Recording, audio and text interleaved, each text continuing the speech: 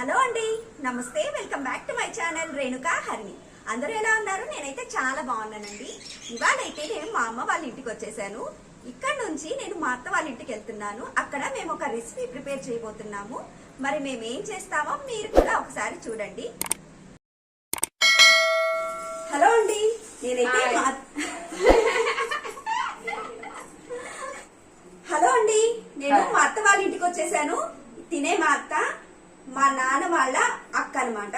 వాళ్ళ ఇంటికి వచ్చాను. తను మనకి ఒక రెసిపీ చేయబోతుంది. అత్త, ఇప్పుడు నువ్వు మాకేం చేసి చూపించబోతున్నావు? పిట్టు చూపించబోతున్నానండి. పిట్టు చేస్తుందంట.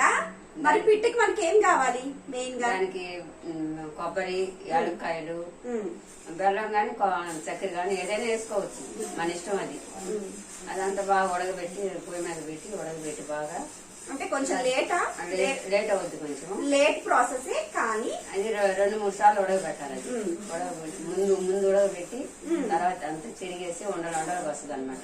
అంతా తీసేయాలి, ఉండలన్నీ తీసేసి అప్పుడు మళ్ళా పొయ్యి మీద పెట్టి అప్పుడు దించాక చక్కెర గాని బెల్లం గాని దాంట్లో కలిపేసుకునేది, కొబ్బరి యాలక్కాయలు అన్ని అంతా అయిపోయినాక ఆఖరాన అప్పుడు పిట్ట తయారైపోయింది. ఎవరైనా తినొచ్చు. అది మనకి పిట్టు మాత్రం చాలా హెల్దీ అంట.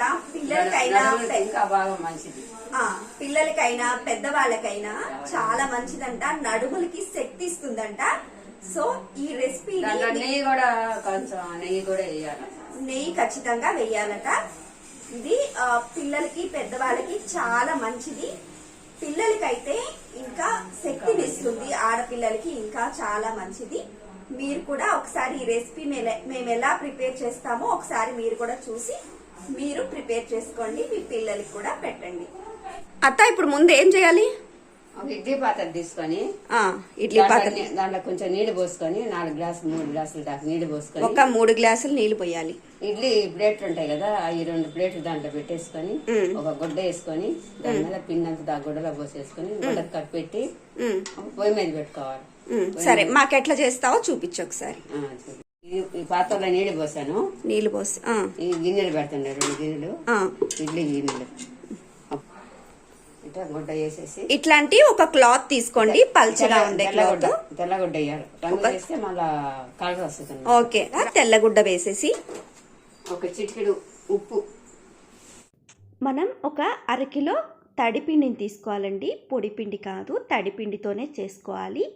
ఇందులో కొద్దిగా ఒక చిటికెడు సాల్ట్ వేసేసుకొని ఇట్లా మిక్స్ చేసేసుకొని ఈ క్లాత్ ఉంది కదా, ఈ క్లాత్ మీద అంతా ఇలా వేసేసుకొని మనం క్లోజ్ చేసేసుకోవాలి.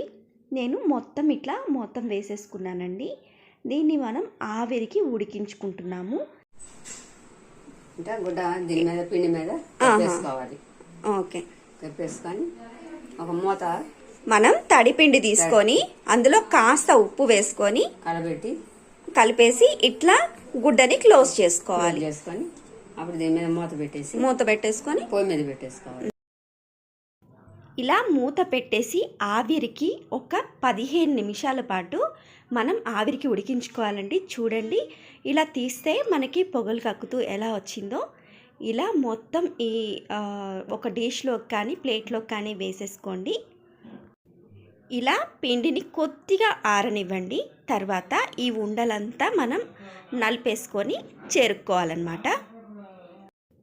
ఈ ఉండలన్నీ ఇట్లా నలిపేసుకోవాలి. పెద్ద పెద్ద ఉండలు ఉంటే మనం చక్కగా ఇట్లా నలిపేసుకొని దీన్ని చెరిగేసుకోవాలి. దీనికోసం మేము ఇట్లా చాటలో వేసేసుకున్నామండి. దీన్ని మనం మెల్లిగా చెరిగేసుకోవాలన్నమాట.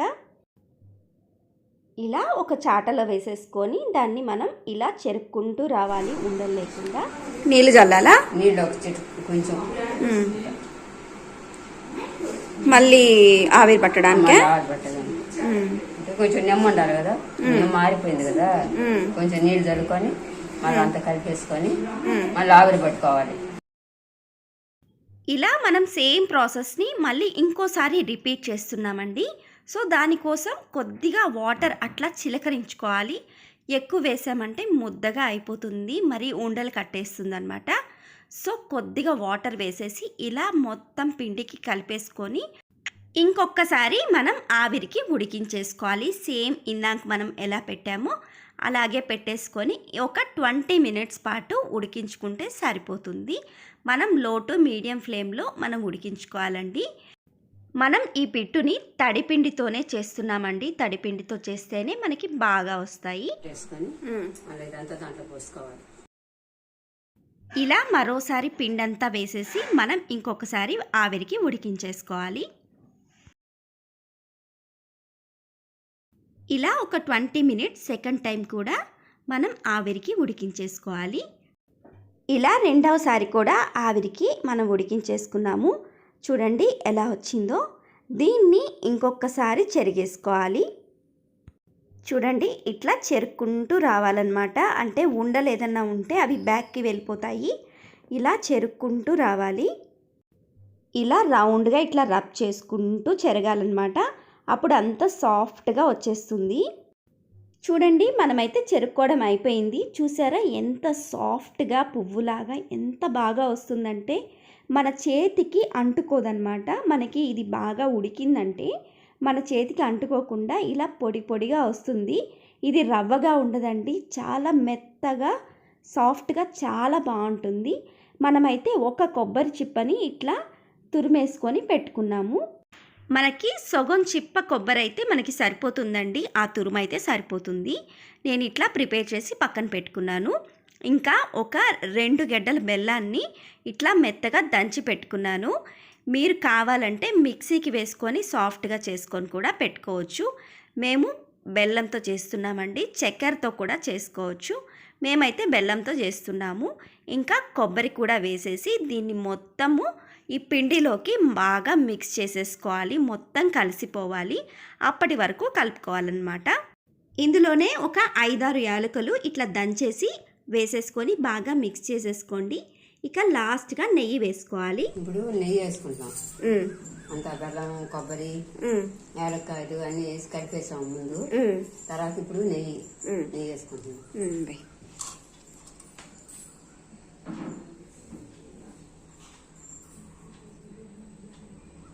కొద్దిగా చాలు, ఎక్కువ కూడా పడ్డా అట్లా కలిపేసుకుంటాం.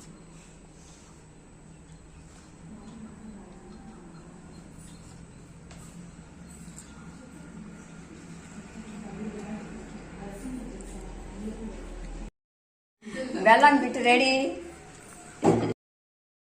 అంత తయారు చేశాను.